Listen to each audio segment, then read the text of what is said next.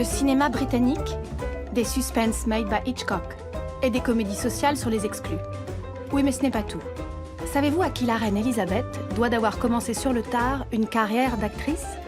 CinéKino met en lumière des joyaux et des curiosités du cinéma européen. Aujourd'hui, la Grande-Bretagne. Moteur.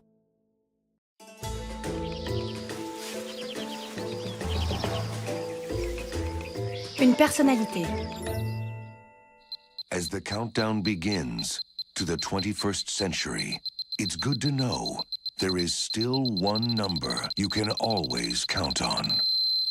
He's the one and only. He's bigger than life. Who are you? I'm British Secret Service. James Bond. De nombreux visages, une personnalité de cinéma avec des racines littéraires. Ian Fleming, ex-agent secret britannique, publie son premier roman en 1952.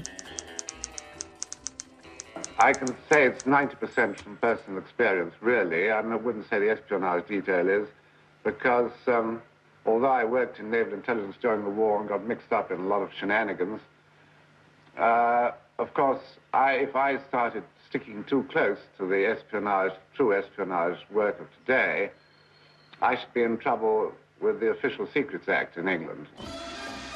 Pour le premier film de la série, James Bond 007 contre Dr. No, les producteurs américains Albert Broccoli et Harry Saltzman engagent un inconnu pour le rôle principal, Sean Connery. Ian Fleming se montre sceptique. Un bodybuilder écossais serait donc censé jouer son alter ego? The filmmakers use sort of international views of what Britishness is to entertain and to make Bond distinctive. What he wears, what he drinks. I mean, he used to drive only British cars. He plays up to the idea of British people being sort of quite taciturn and reserved and smartly dressed and really sort of repressing their emotions in the way that Bond does. The hotter the danger, the cooler he takes it. I think you've made your point, Goldfinger. Thank you for the demonstration. Le Bond de Sean Connery, qui ne recule pas devant l'autodérision, finit par convaincre Fleming, ainsi que le public international. He's very much an imperial hero. He puts Britain back on top. And this is against the backdrop, of course, where the empire, which Fleming was very passionate about, is in the process of completely and very rapidly collapsing. What's a nice girl like you doing in a place like this? Au début, l'attitude macho fait partie du jeu. Mais peu à peu, l'agent 007 va gagner en sensibilité. Et les James Bond Girls montrent qu'elles n'ont rien à lui envier. Was it something I said? How about the words, I'll be right back? Everybody needs a hobby. So what's yours? Resurrection. He is Britain's gift to the world because he not only saves Britain, he saved the United States on numerous occasions. He saved the entire world from destruction many, many times. So everyone in the world should be grateful that Britain has James Bond to keep them safe. Bond. James Bond. Hold on, sir. Bond. Bond, are you there? Une scène comique. Do you speak Italian? I am Italian. Sono italiano in spirito, ma ho sposato una donna che preferisce lavorare nel giardino a far l'amore appassionato un spaglio grande. But it's such an ugly language. How about Russian? Les comédies américaines misent sur le rythme, l'humour anglais et pince sans rire. Un poisson nommé Vanda joue sur les deux tableaux et c'est la comédie des années 80. La mise en scène est signée Charles Crichton, un vétéran des Ealing Comedies, qui proposait des portraits farfelus des Britanniques, avec en toile de fond les difficultés économiques de l'après-guerre. Crichton a écrit le scénario avec John Cleese, qui lui apporte l'esprit anarchiste des Monty Python. C'est aussi une comédie sur les différences culturelles, sur le pragmatisme décomplexé et la pruderie absurde. Jest silu благодатня созвучий слов живых, и душит непонятная святая прелистовая.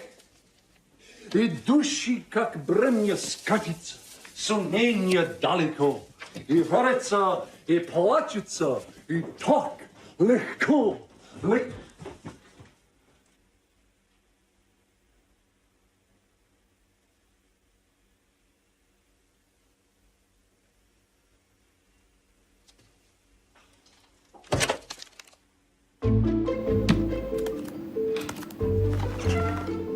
Un réalisateur, Stephen Frears. In this damn country, which we hate and love, you can get anything you want. It's all spread out and available. That's why I believe in England. Only you have to know how to squeeze the tits of the system. En 1985, My Beautiful Laundrette incarne l'essor du nouveau cinéma britannique. Son réalisateur, Stephen Frears. My Beautiful Laundrette is really about immigrants. The people who are in My Beautiful Laundrette came from, you know, they were all children of the Empire. And they were starting to come to England, and they were starting to... And my friend Hanif Qureshi, who I think is the first immigrant writer to have been born in England, if that makes sense. He had a white English mother and a Pakistani father.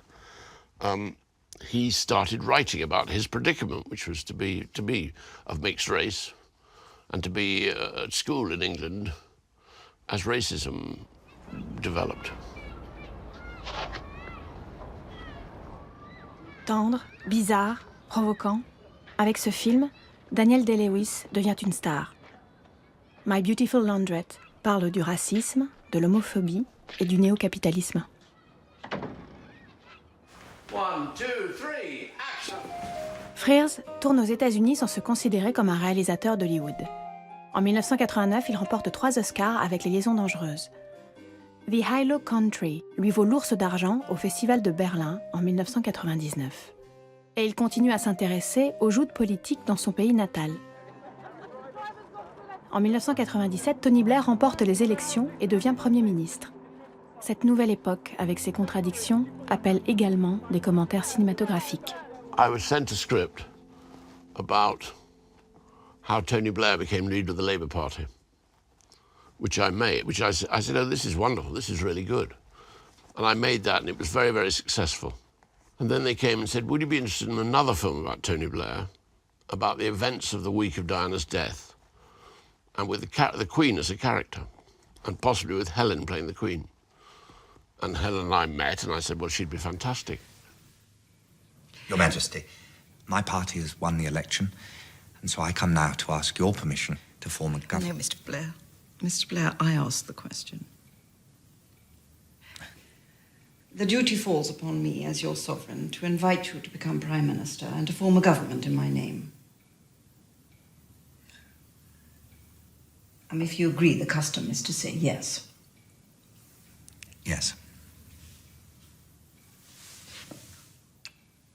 And when we made The Queen, nobody was very interested until we made the film, and then they saw that it was interesting. Now all films are made about the royal family. It's all my fault.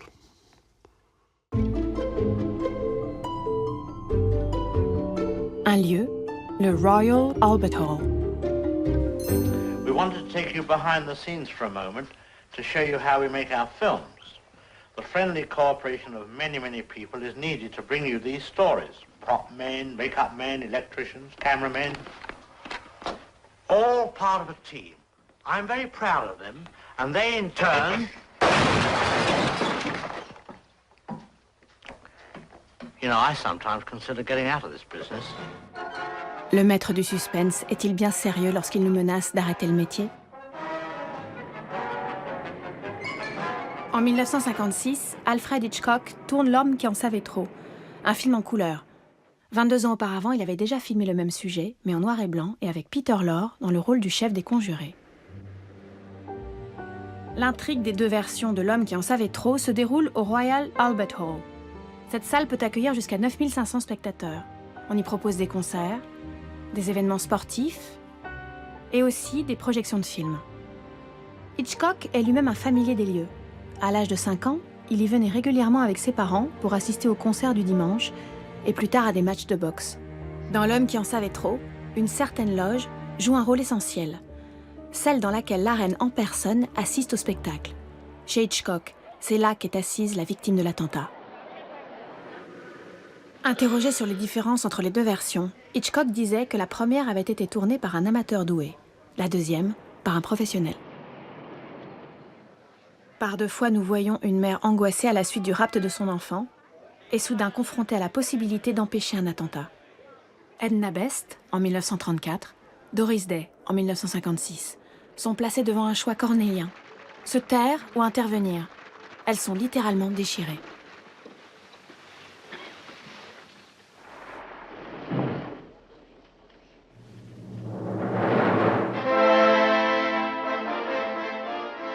Hitchcock montre du respect pour le lieu, rend hommage à son décor solennel.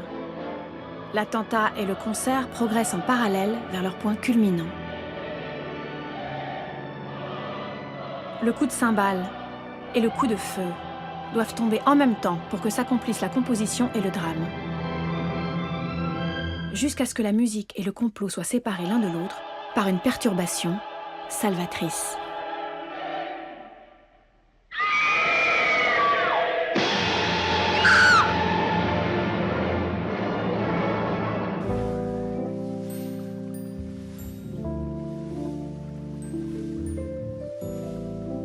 Une scène érotique.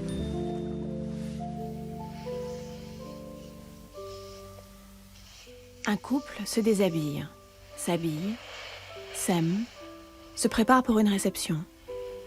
Une suite d'actions entrelacées, un contrepoint qui monte en intensité.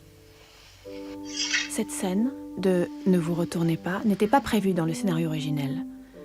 Le metteur en scène, Nicholas Rugg, en a fait le pendant de la scène précédente où le couple se querelle.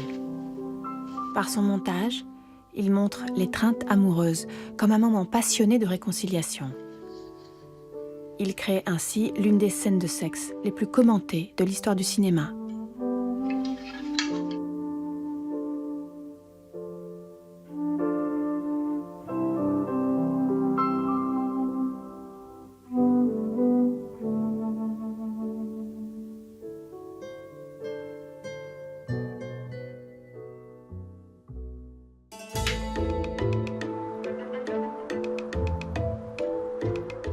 Une actrice.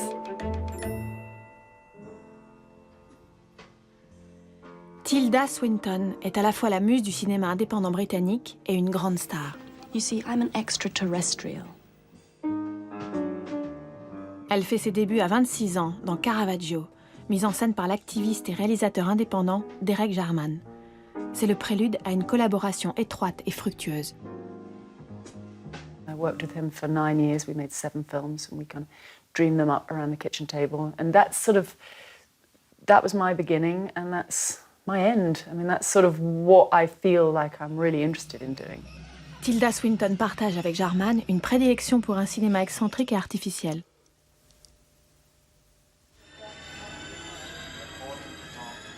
The experiments that we made with Super 8 were very much experiments about, you know, having the material in your own hands, and we worked very collectively. I mean, a film like The Last of England was shot by about 5 filmmakers. We all had Super 8 cameras. That's what you can do with a little camera. Elle va prêter son aura mystérieuse à bon nombre d'autres films indépendants.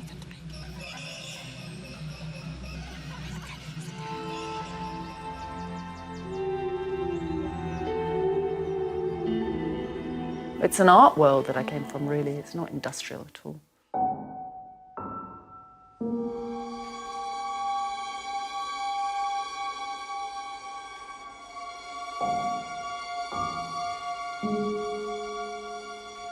And the Oscar goes to Tilda Swinton.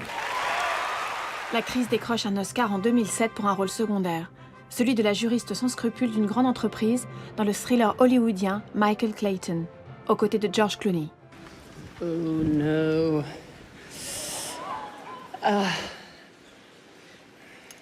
Happy birthday, man.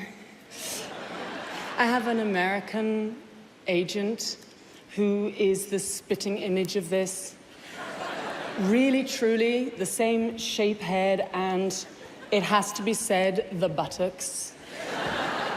And I'm giving this to him because there's no way I would be in America at all, ever on a plane, if it wasn't for him. Le parcours de Tilda Swinton la porte aussi bien vers des blockbusters Que des thrillers, des films de science-fiction ou fantastique. Elle enrichit le cinéma de genre avec un plaisir extraterrestre. Une date. And for most of the country, it all starts on the 2nd of November. All right? Le mardi 2 novembre 1982, Channel 4 commence à émettre. Ce jour-là, ce n'est pas seulement le paysage télévisuel britannique qui change. À l'heure du prime time, la 4e chaîne diffuse un film de Stephen Frears, Walter. Un récit réaliste et dérangeant autour du destin de Walter, handicapé mental, interprété de façon magistrale par Ian McKellen.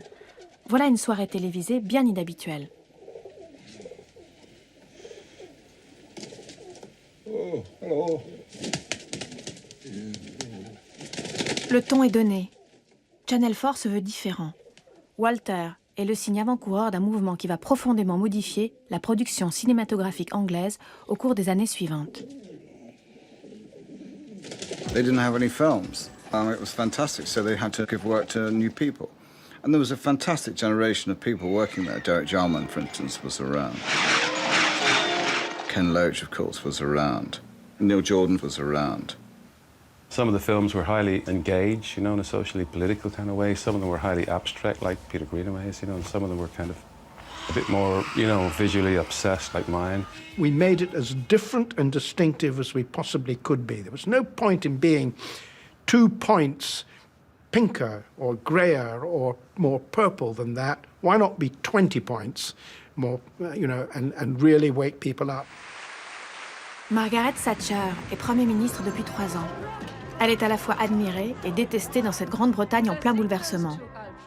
Par sa liberté de ton, Channel 4 se montre à la hauteur des enjeux de son temps et donne une impulsion décisive au nouveau cinéma britannique qui va apporter une grande diversité de formes et de genres. Mike Newell réalise un film à succès avec le duo Hugh Grant et Andy McDowell. Peter Greenaway dérange avec son humour grotesque. Mike Leigh tourne une étude torturée autour de la solitude et Danny Boyle surprend avec une tragicomédie qui deviendra un film culte. Tout cela grâce à Channel 4.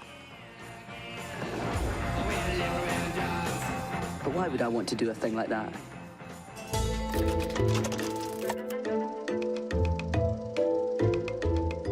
Un film, Fish Tank.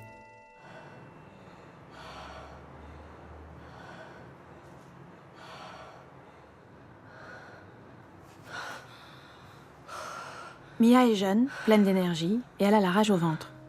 Interprétée par Katie Jarvis, cette adolescente est au centre de Fish Tank, un film d'Andrea Arnold. Après une carrière d'actrice et de présentatrice, la réalisatrice a fait ses débuts dans la mise en scène avec un court-métrage, La Guêpe, qui lui a valu un Oscar. Jump on my back. Come on. Tourné dans la continuité avec des interprètes qui découvraient l'histoire au fur et à mesure du tournage, Fish Tank mise sur l'intensité de chaque scène. La tension érotique, la perte de confiance, les sévices. Mia veut se mettre à l'épreuve et va se heurter aux limites de l'exercice. Et cela en la personne de Connor, à qui Michael Fassbender prête son charme et son ambiguïté. Fish tank is, there's a lot of life in a fish tank and it's a small space and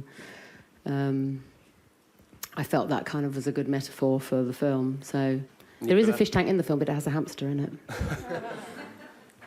But I think once you start watching it, you see fish tanks everywhere. And even 4x3 is a bit of a fish tank. Le film est tourné en 4/3, le format d'image du cinéma classique. Andrea Arnold et son caméraman Robbie Ryan en font le cadre qui enserre Mia. Il reste proche d'elle, ne la lâche pas d'une semelle.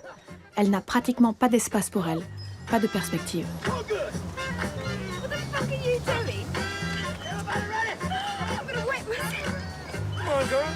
Shut up! Oi! Would your mouth be good to you today? I don't care, I haven't got to like him, have I? I told you she'd spoil things. She doesn't mean it. I don't like you. You act like you know us after 2 fucking days. You don't fucking know us. Got no shoes. La débutante Katie Jarvis se débat comme prisonnière des cadrages et de l'ambivalence de ses sentiments. Les espoirs de Mia se brisent, mais elle finit par comprendre qu'elle doit suivre son propre chemin.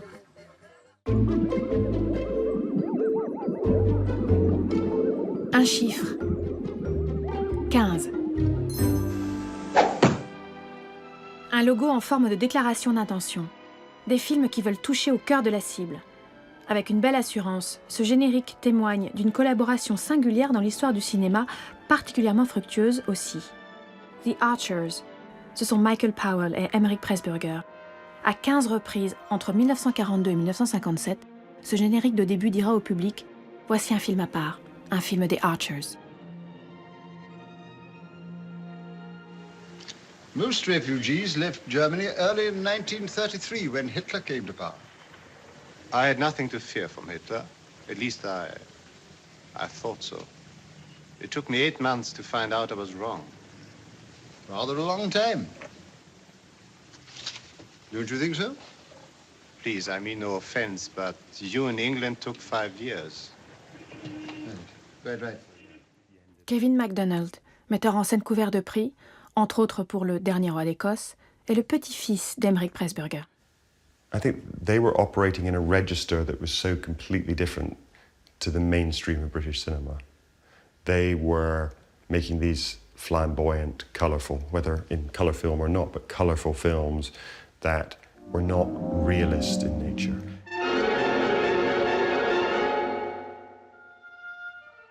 Les Chaussons rouges, tourné juste après la Seconde Guerre mondiale, est considéré comme un chef-d'œuvre. Très inhabituel, sa célèbre séquence dansée longue de 20 minutes est mise en scène comme un film dans le film. La danseuse doit convaincre par sa prestation scénique, mais aussi choisir entre l'amour et la carrière dont elle a toujours rêvé. Elle ne voit qu'une issue, le suicide.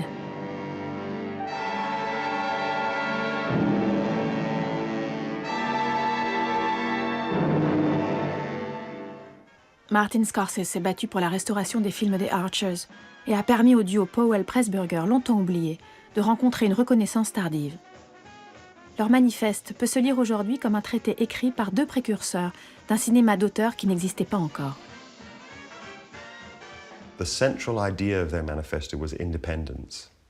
And that it was that as filmmakers, we are going to be responsible to the financiers. We're going to tell you this is how much it's going to cost, and this is how many days it's going to take, and we're going to deliver the film in that number of days and for that cost. But in return, you, the financier, have to give me complete creative control and independence. Un événement. Cette année, la Palme d'Or revient à Daniel Blake. Cannes 2016. Ken Loach, l'un des plus éminents représentants du cinéma britannique contemporain, remporte pour la 2e fois la Palme d'Or, cette fois avec un drame social. Right, again, do you know what? I've listened to you. You've created a scene. I think you I've need... created this. No, mate, I've created it. If I was going to create a scene, you'd know about it. You need to trust leave me. the building. I'm sorry, look. Okay, you need to. This is ridiculous. Jesus what am I Christ! supposed to do? Who's first in this queue? I am. Do you mind if this young lass signs on first? No, you carry on. There you go. Now you can go back to your desk and let her sign on and do the job that the taxpayer pays you for. Ken Loach est considéré comme un maître de l'étude sociale. Épaulé par le scénariste Paul Laverty, la productrice Rebecca O'Brien et le caméraman Robbie Ryan. Il travaille en petite équipe, tourne en décor naturel et dresse ainsi un tableau précis de la situation sociale actuelle dans son pays. Dans Moi, Daniel Blake, il raconte l'histoire de l'amitié entre un menuisier cardiaque et une mère célibataire qui se battent ensemble contre la misère sociale.